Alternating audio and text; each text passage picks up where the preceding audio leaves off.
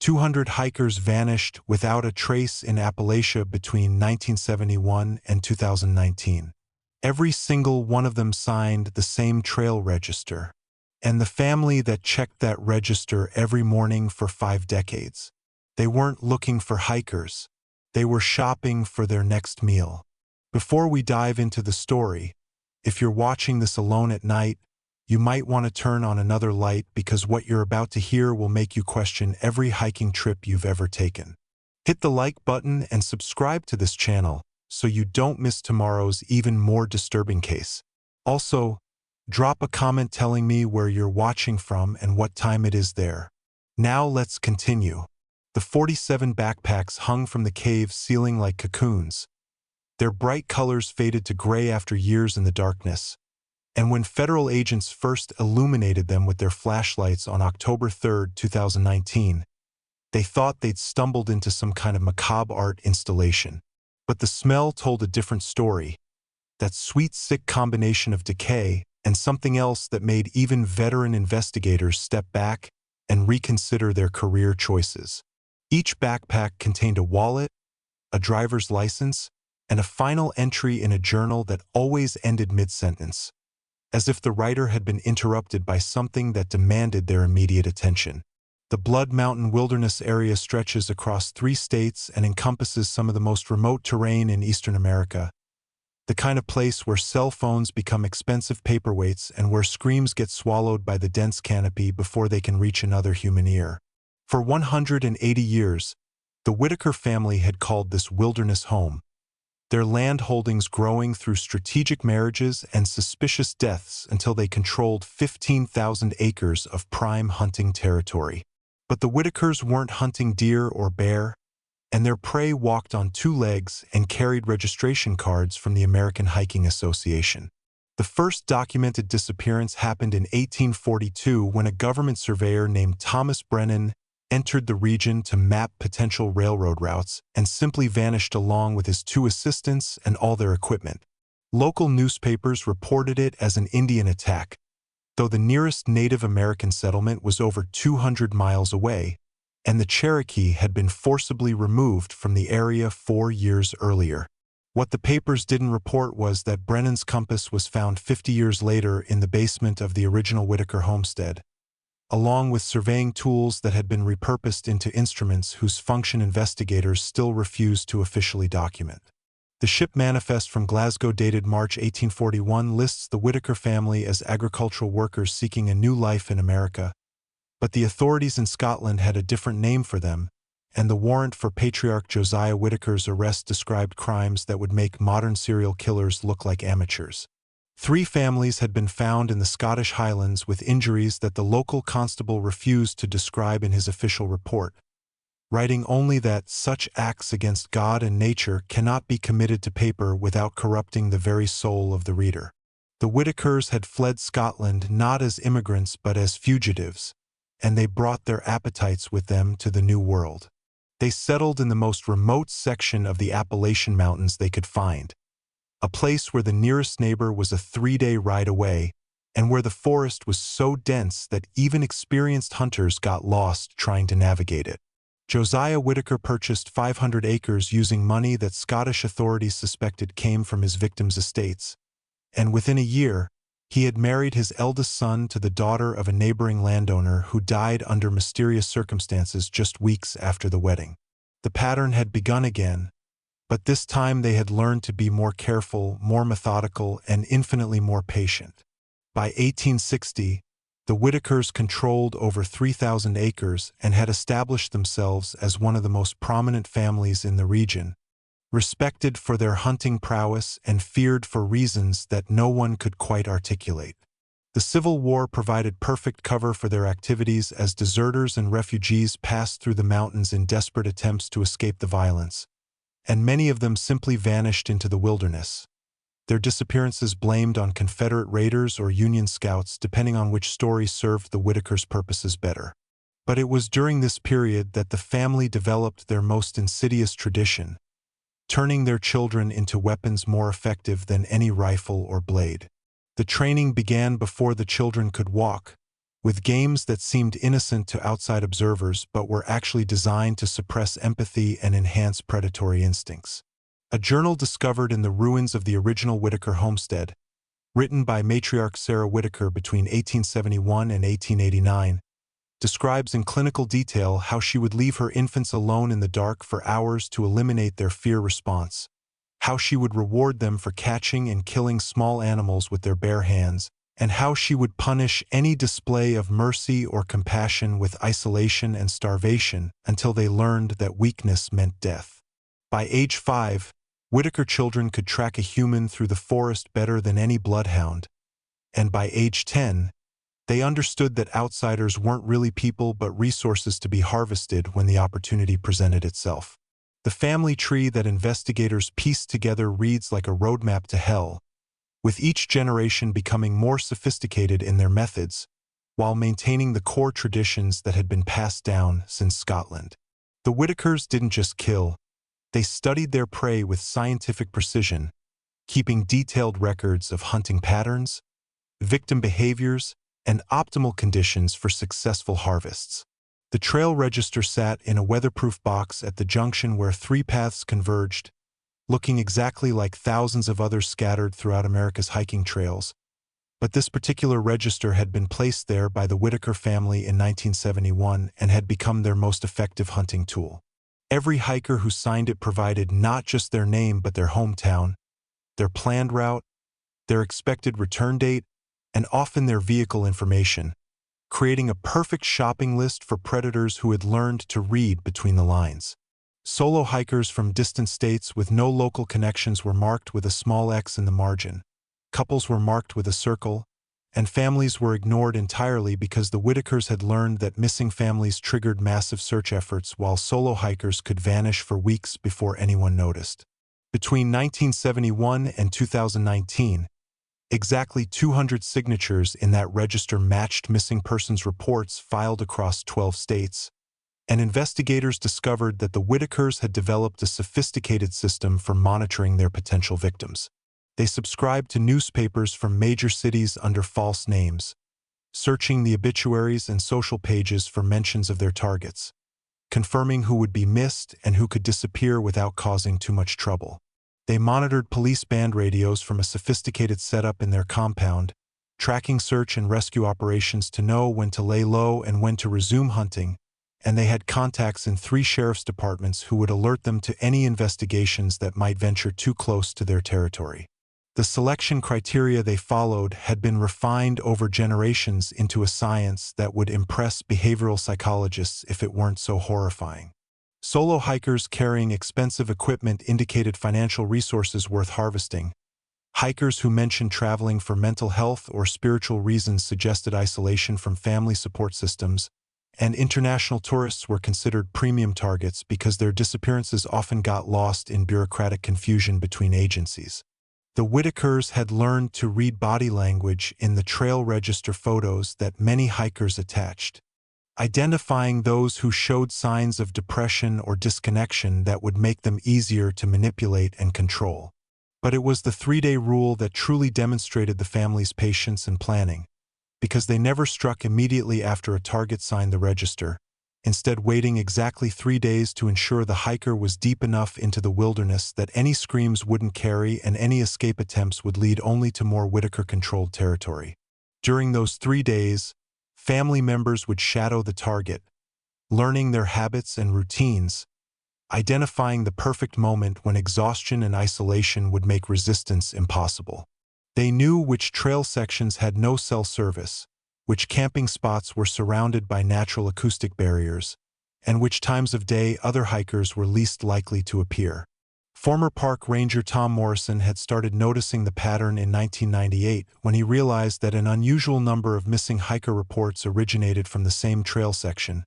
and his attempts to investigate were met with bureaucratic resistance that he later learned was orchestrated by Whitaker family members who had infiltrated the Park Service. Morrison's reports were buried, his transfer requests were denied, and when he persisted in his investigation, he received a package containing photographs of his daughter's elementary school, with no note needed to convey the message. The first investigator to enter the tunnel system vomited within 30 seconds and refused to go back underground for the remainder of the investigation, later testifying that what he saw down there made him question whether humans were capable of creating such systematic evil without losing their minds entirely. The tunnels stretched for over 3 miles beneath the Blood Mountain wilderness, connecting trail shelters to the Whitaker compound through a network of passages that had been excavated over the course of 150 years,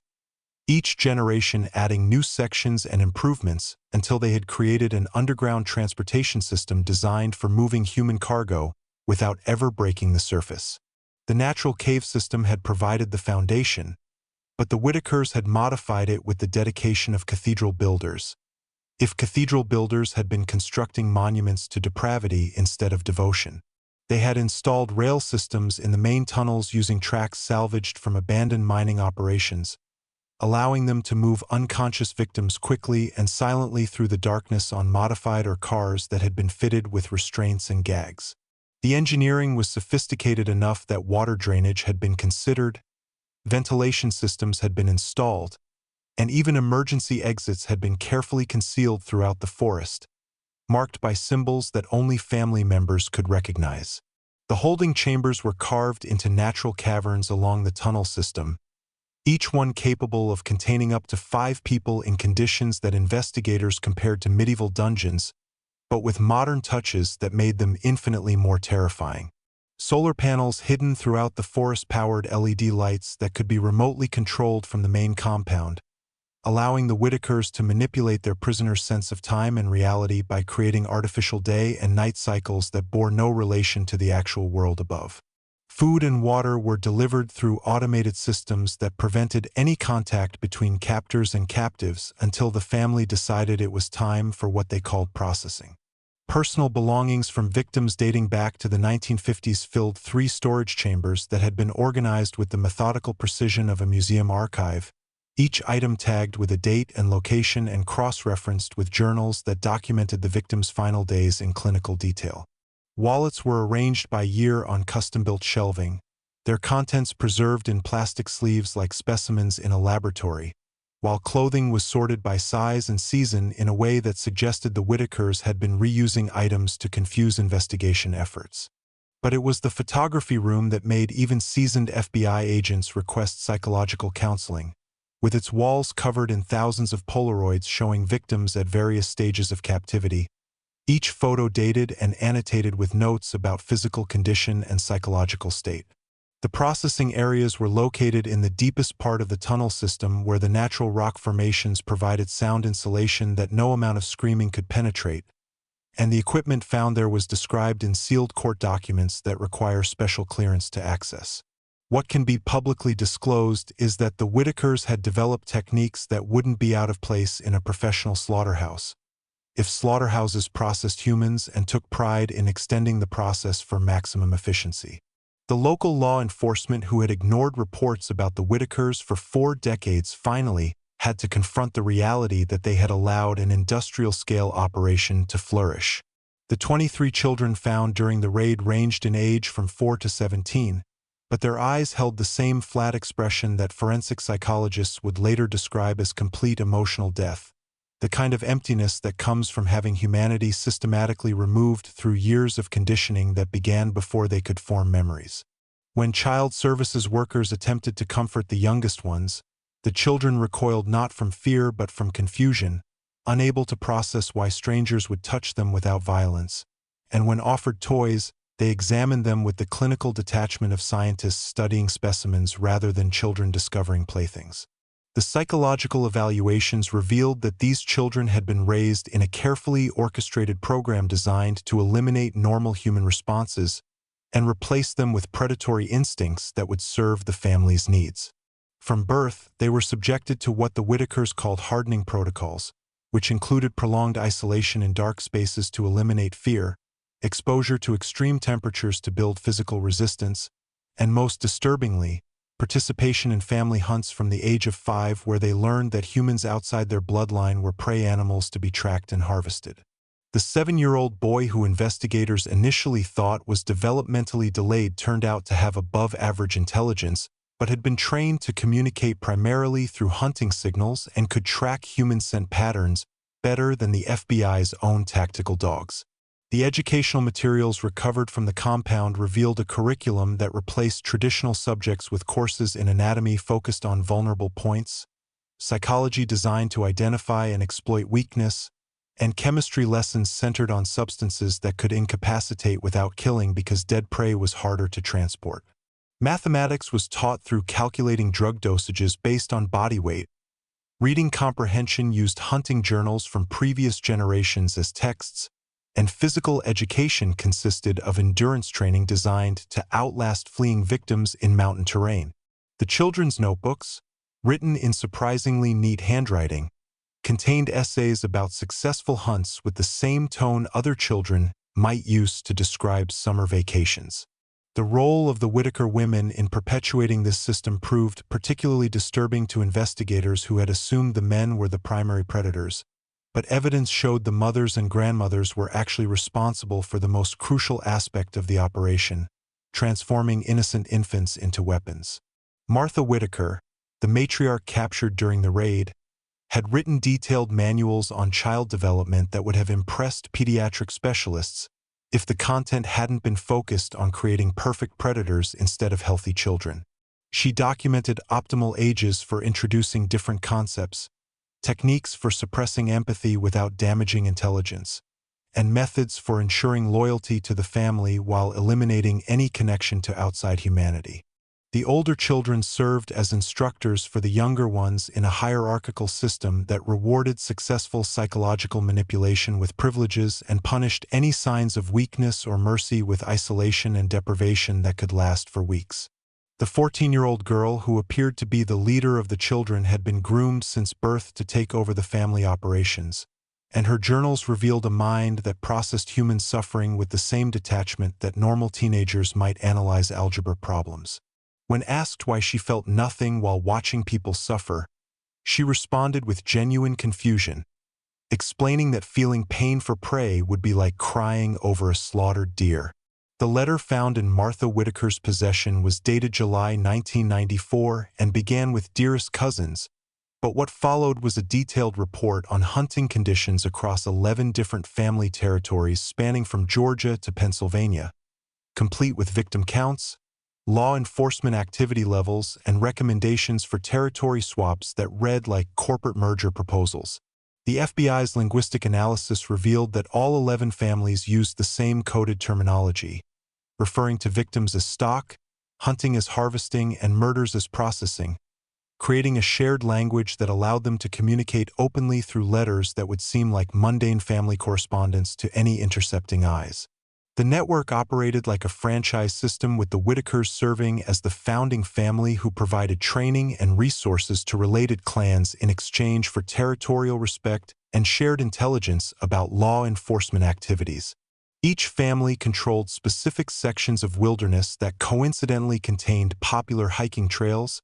scenic overlooks, and camping areas that attracted the steady stream of tourists and adventure seekers who served as their primary resource. The territories were marked using trailblazes that appeared official to hikers but contained subtle modifications that only network members could recognize,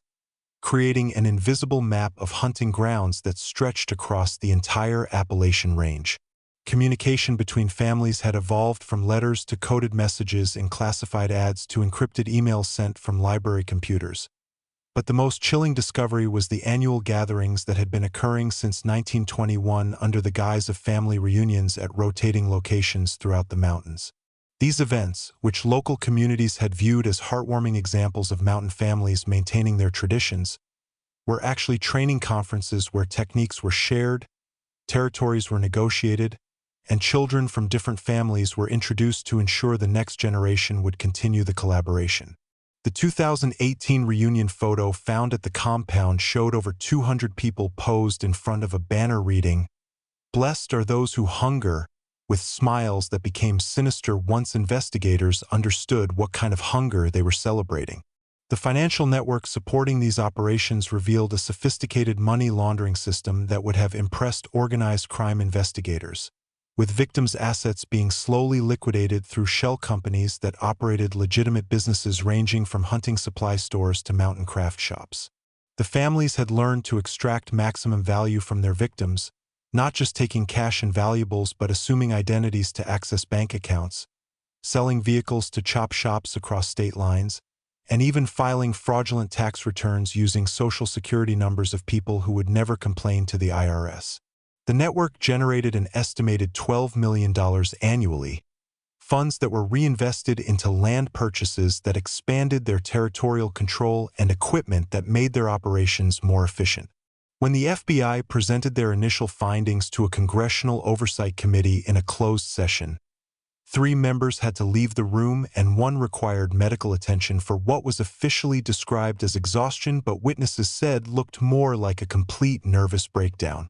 The Bureau had uncovered evidence of similar networks operating in the Rocky Mountains, the Pacific Northwest, and even sections of the Ozarks, suggesting that what they had discovered in Appalachia was not an isolated phenomenon but part of something that challenged fundamental assumptions about modern American society. Sarah Chun had been hiking the Appalachian Trail to process her mother's death when she signed the register on September 14, 2019,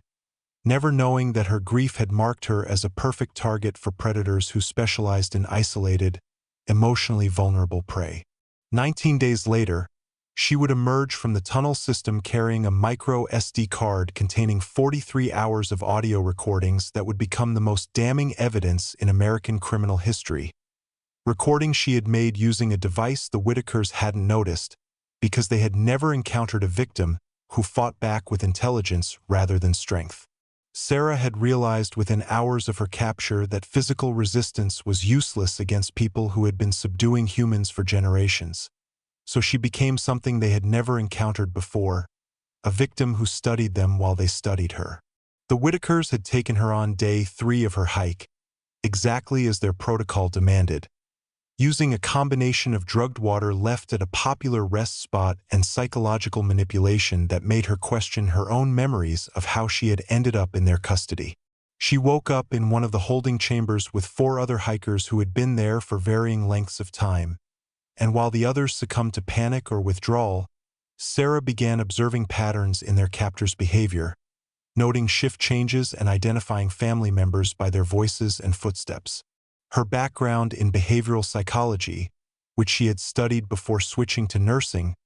became her weapon as she recognized the family dynamics and power structures that she could potentially exploit. On day 6 of her captivity, Sarah convinced the youngest Whitaker son, a 16-year-old named Jacob who had shown signs of questioning the family's traditions, that she was experiencing a medical emergency that required specific medication from her backpack. During the retrieval, she palmed the tiny recording device she had been using to document her hike for a podcast that would never be made, activating it whenever family members were present and hiding it in a crevice she had discovered in the cave wall. The recordings captured not just evidence of her own captivity, but conversations between family members discussing previous victims, future plans, and most crucially, the locations of evidence that investigators would later use to identify dozens of missing hikers. Her escape came through manipulation rather than force when she convinced Martha Whitaker that she had medical training that could help with a family member's chronic condition, gradually earning enough trust to be moved to a less secure area of the compound for what they called assessment. She had memorized the tunnel layout during her transfers between chambers, creating a mental map that she refined each time they moved her. And on day 19, when a coordinated law enforcement training exercise in a nearby county drew away several family members who monitoring police bands, she made her move. The tunnel system that had been her prison became her escape route as she navigated 3 miles of darkness using techniques she had observed from her captors, emerging near a ranger station where her appearance, covered in dirt and blood but carrying irrefutable evidence, triggered the largest manhunt in FBI history. The FBI tactical commander would later testify that October 3, 2019 started with 400 federal agents in position around Blood Mountain, the largest deployment of law enforcement resources since Waco, But within 12 hours, the operation had devolved into something resembling guerrilla warfare against an enemy that knew every rock, tree, and hidden path in their territory. The Whitakers had received warning through their network of informants embedded in local law enforcement, giving them precious hours to activate contingency plans that had been refined over generations of paranoid preparation. And by the time the first agents breached the compound perimeter, the family had already moved their most damning evidence and living victims deeper into the tunnel system. The firefight began at 4:47 a.m. when Agent Marcus Williams stepped on a modified bear trap that had been concealed beneath fallen leaves. His scream alerting the Whitakers that their perimeter had been breached and triggering a response that no one had anticipated. The family didn't just resist arrest, they conducted a coordinated defense using hunting rifles modified with night vision scopes, improvised explosive devices created from mining equipment, and most disturbingly, they released what they called the ferals, 3 family members who had been living in the cave system so long that they had become something between human and animal. The 14-hour battle that followed required National Guard support and resulted in 23 injured officers, 7 dead Whitakers, and a fire that consumed evidence that prosecutors would desperately need. The tunnel system became a nightmare of ambush points and dead ends as agents tried to navigate passages that the Whitakers could traverse in complete darkness, having memorized every turn through decades of use. The family had installed hidden doors that could seal sections of tunnels, creating kill boxes where agents found themselves trapped between stone walls and armed defenders who knew exactly where to aim in the darkness. Radio communications failed in the underground environment, coordination became impossible, and several teams reported hearing children's voices calling for help that led them into carefully prepared traps where the floors gave way into pits filled with stakes carved from mountain oak. But it was the discovery of living victims that transformed the raid from a law enforcement operation into a desperate rescue mission as agents found 12 hikers in various stages of captivity throughout the tunnel system, some of whom had been there for months and required immediate medical attention. The rescue operations had to proceed simultaneously with combat operations, creating chaos that the Whitakers exploited by using victims as human shields and threatening to trigger cave-ins that would bury everyone underground. The medics who entered the tunnels to extract victims later required therapy for PTSD after witnessing conditions that one described as surpassing anything he had seen during 3 tours in Afghanistan. The coordinated fires that erupted across multiple Whitaker properties at exactly 6 p.m. suggested a level of planning that investigators hadn't anticipated, with accelerants that had been strategically placed to destroy specific buildings and document caches while leaving others intact. The family members who escaped during the chaos of the firefight and rescue operations disappeared into cave systems that weren't on any geological survey, passages that the Whitakers had kept secret even from their own extended network. The media blackout order came directly from the Attorney General's office on October 7, 2019, citing national security concerns and the potential for copycat crimes. But journalists who investigated later discovered the real reason was that 3 major news executives had relatives among the 200 victims, and they agreed to suppress coverage in exchange for being first to know if their loved ones were among the recovered remains. The trial of 38 Whitaker family members proceeded in a federal courthouse that had been cleared of all public observers, with testimony so disturbing that court stenographers had to work in shifts because none could handle more than 2 hours of documentation without breaking down, and the jury pool had to be expanded 3 times after candidates were excused for psychological reasons. The prosecution faced an unprecedented challenge in presenting evidence that spanned 180 years of crimes, with some victims so old that their descendants had already died of natural causes, making it impossible to provide the closure that families deserved. The lead prosecutor, Jennifer Martinez, would later write in a sealed memoir that preparing the case required her team to review evidence that fundamentally challenged their faith in humanity, including video recordings the Whitakers had made for training purposes that showed techniques being demonstrated on victims who were still conscious and aware. The defense attorneys, who had initially competed for the high-profile case, began requesting to be removed from representation after viewing discovery materials, with one prominent lawyer stating off the record that some things shouldn't be defended regardless of constitutional requirements. The witnesses who had agreed to testify began disappearing one by one in the weeks leading up to the trial, not through violence but through fear after receiving packages containing photographs of themselves taken from angles that suggested they had been under surveillance for months. Sarah Chun required a protection detail of 12 federal marshals after someone left a trail register on her doorstep with her name already signed and a date 3 days in the future. A clear message that the network was still operational despite the arrests. Several witnesses who did testify reported experiencing shared nightmares about being hunted through tunnels.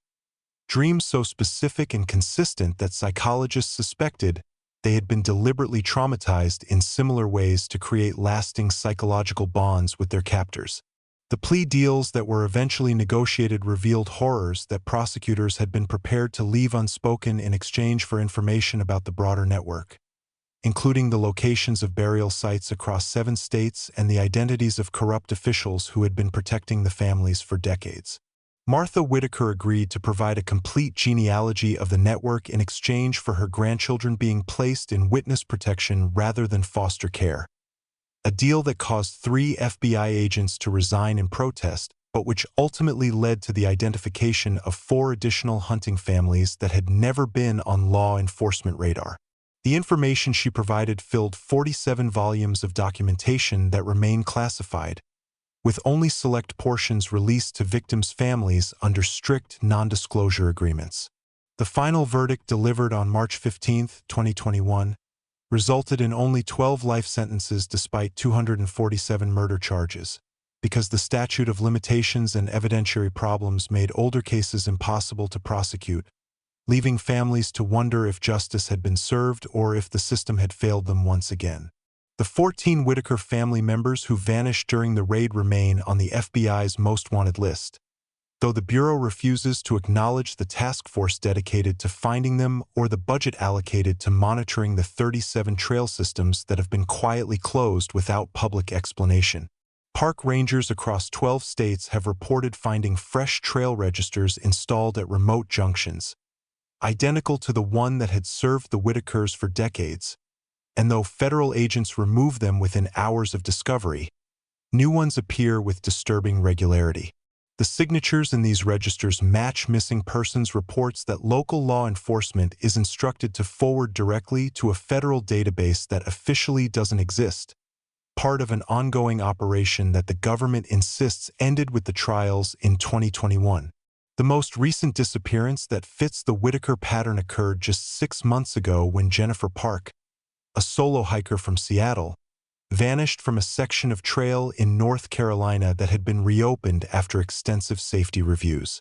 Her abandoned campsite showed no signs of struggle. Her gear was neatly arranged as if she had simply stepped away for a moment, and the trail register she had signed 3 days earlier disappeared the same night she did, replaced with a blank one that rangers insist had been secured with tamper-proof locks. The search efforts found footprints leading to a rock formation that locals had always avoided for reasons they couldn't articulate, and when investigators discovered an opening that had been concealed with expert camouflage, they immediately called in the task force that doesn't officially exist. The FBI's Behavioral Analysis Unit has identified 17 family groups across the country that share linguistic patterns and operational methods with the Whitaker network, suggesting that what was uncovered in 2019 was just one visible part of something that extends far deeper into American wilderness than anyone wants to acknowledge. These families have adapted to increased surveillance by reverting to older methods, abandoning digital communication for coded letters, replacing trail registers with natural markers that only they recognize, and most disturbingly, they appear to be teaching their children counter-surveillance techniques that make them invisible to modern tracking methods. The inheritance of hunger hasn't ended but has evolved, becoming more sophisticated and harder to detect. The tunnel systems beneath Blood Mountain were officially sealed with concrete in December 2019, but maintenance workers report hearing sounds from behind the barriers that suggest either the concrete has been breached or there are passages that were never found during the initial investigation. 3 different geological surveys have produced conflicting maps of the cave systems, with each revision revealing chambers and connections that weren't previously documented,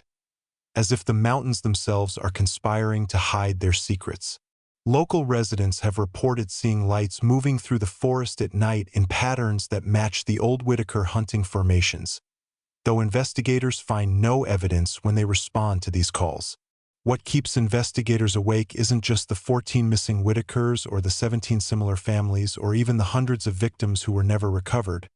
but the mathematical certainty that if one network operated successfully for 180 years, there must be others that have never made mistakes, never left survivors, never appeared on any law enforcement radar, and those are the ones we should really fear. If you found this story disturbing, remember that truth is always more terrifying than fiction, and the most dangerous predators are the ones we never see coming. Hit that subscribe button and the notification bell because tomorrow we're diving into an even darker case that the authorities are still trying to keep buried. Like this video if it kept you watching until the end, and leave a comment telling me if you've ever felt like you were being watched on a trail. Stay safe out there, and remember, some trails are closed for reasons they'll never tell you.